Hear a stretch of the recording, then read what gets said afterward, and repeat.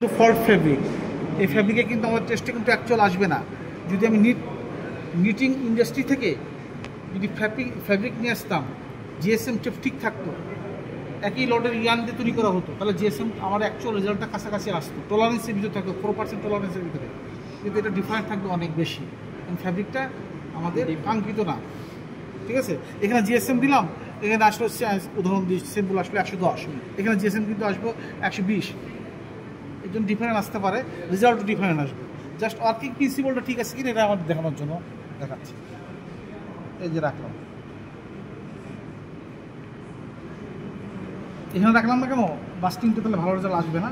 আমরা ফ্রেশ কাপড়ে এখানে রাখি, তারপর যতটুকু আসে আর এখন আসার পরে যে আমরা এই জটা এভাবে লাগাই দিলাম। তখন লাগাইনি কারণ তখন দরকার ছিল না, তখন তো আমার রাবার ডায়ের প্রেশারটা মাপার জন্য করছিলাম।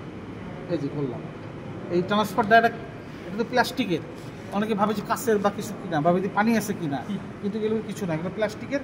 যা স্বচ্ছ জিনিসটা যেন কিছু দেখতে যেন পারি যে কতটুকু ফেলে যাচ্ছে, ফেলে যাওয়ার জন্য আমার স্বচ্ছটা ব্যবহার করা হয়েছে। এর মধ্যে কিছু নাই, এর মধ্যে কিছু নেই, প্লাস্টিক একটা। ঠিক আছে, এটা এই যে ডায়াটা 30 মিলিমিটার। এখন আমরা রানিং করলাম, আর সেম বা ভিডিও করতে হবে। ঠিক আছে,